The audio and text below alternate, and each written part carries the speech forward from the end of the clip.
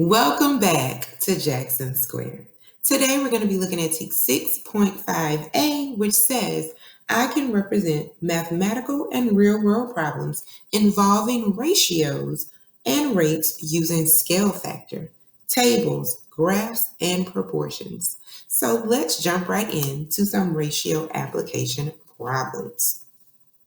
The first one says a teacher is organizing her school supplies. She noticed that for every 2 pencils she has 7 pens. If she has 35 pens, how many pencils does she have? So we're going to take time to recognize what we see, what our ratios are. So there are 2 pencils for every 7 pens. If she has 35 pens, how many pencils? Okay. So we can set this up by creating an H chart, or we can set this up by creating a table. I will do a mixture. Okay. So if you're a person who likes to kind of build up and do repeated addition, if you just want to jump to the answer, we can do that too. So here I'm going to set up a table and I'm going to put pencils on top, pens on the bottom, just basic, my H chart, how I'm starting. So for every 2 pencils, there are 7 pens, okay? So I want to know if I have 35 pens, so I'm going to draw 35, okay? If I have 35 pens, how many pencils? So I can build my way up. I know that it's going to take me a couple of times to get there. That's why I left a blank. So if I have, let's see, 2, this is our ratio, right, of 1.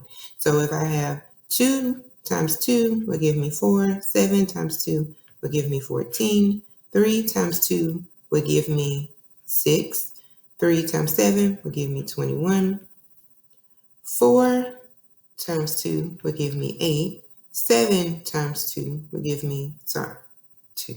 7 times 4 will give me 28. 7 times 5 will give me 35. 2 times 5 will give me 10. Okay, so when I have 35 pens, I would have 10 pencils. Now, if you like the quick and easy route, you could have just made a quick H chart and said, what times 7 will give me 35? And hopefully you knew that was 5. And then you could have said, whatever I do to the bottom, I do the same to the top. 2 times 5 will give me 10. So that's 2 different ways to see the same problem. You could have done a quick H chart and got your answer, or you could do an additive table to get up there. There is a pattern. The ratio of blue paint to yellow paint is 5 to 6 in order to make green paint. If there are 30 ounces of blue paint are used, how many ounces of yellow paint are needed to create green? So again, ratio, blue is 5, yellow is 6, in order to make green. So this is talking about a part to part that combines with a whole, but we are not going to look for the whole at this point. If 30 ounces of blue paint are used, how many ounces of yellow? So we're sticking with the part to parts are needed to create green. Okay, so I'm going to create blue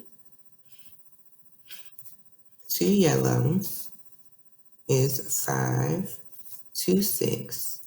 And if I have 30 blue, stick 30 here. We have to squeeze in some numbers.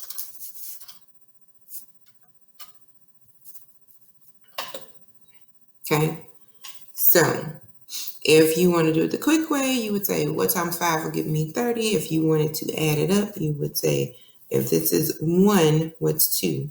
That would be 10 and 12. What's 3? 3 would be 15 and 18. What's 4? 4 would be 20 and 24. Then we would get to 5 and then 6, and I don't have room. So you would just pretend you built it up. If you want to go the quick route, you would say, what times 5 will give me 30? Hopefully you would say 6. And then you would say 6 times 6 would give me 36. So how many ounces of yellow paint would I have?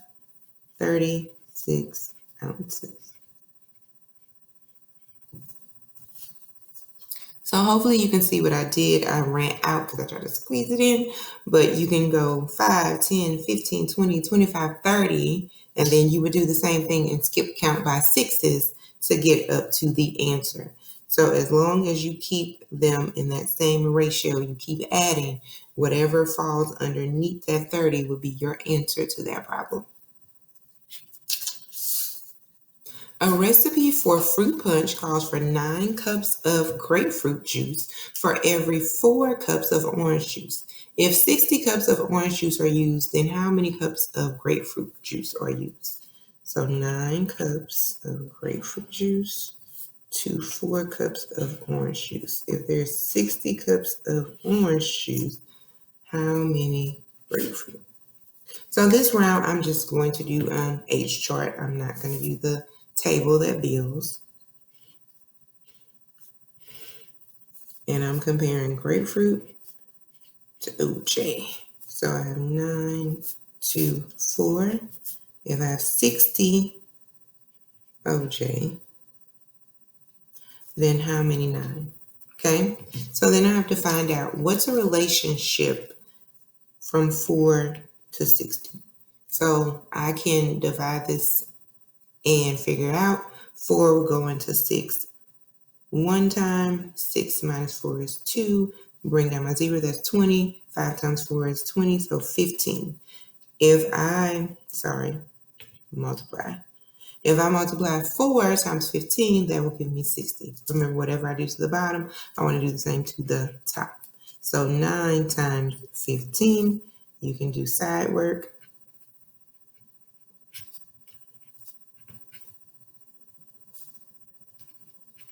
So 9 times 15 would give me 135. So if I have 60 cups of orange juice, then I would need 135 cups of grapefruit juice.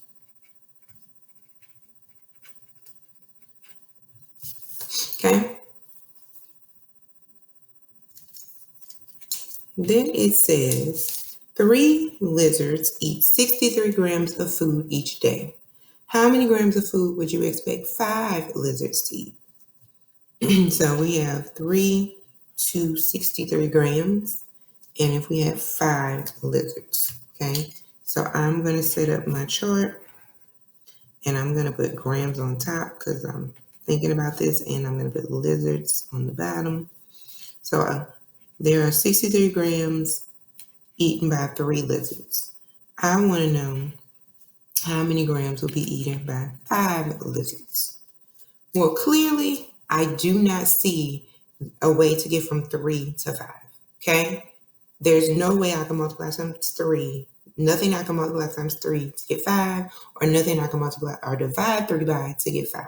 Whenever you see that there's not a quick relationship there, you need to find unit rate, okay? Unit rate. Anytime you don't see that relationship off the top, you need to find unit rate. In those other problems, 7 to 35, I knew that. 5 to 30, I knew that relationship. 4 to 60, I knew I could multiply something by that to get 60. So those were quick, but 3 to 5, I can't. So now I have to find the unit rate. So let's remember, unit rate is when you divide the numerator and the denominator by the denominator. So I'm going to divide by 3. So how much, I'm finding out how much each lizard, how much one lizard eats. How many grams per lizard, okay? So then I'm going to divide 63 by 3. 3 will go into 6 2 times, and 3 will go into 3 1 time. So one lizard will eat 21 grams of food, okay? One lizard will eat 21 grams of food.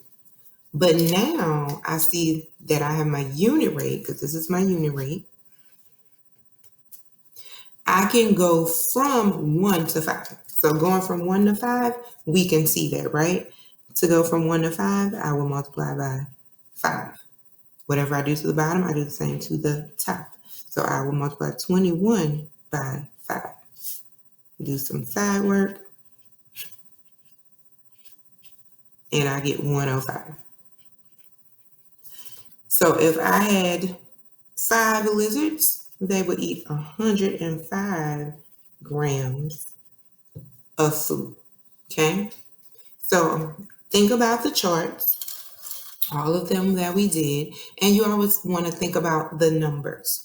If you know the multiplication fact to get there, if you think you can do repeated addition to get there, those things can be done with an H chart or with a ratio table to build up.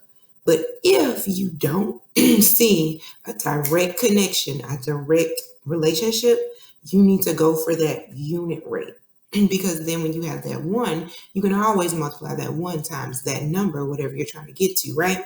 So here, we didn't have that direct connection. Go for a unit rate. I hope this helps. Let's go practice, and good luck.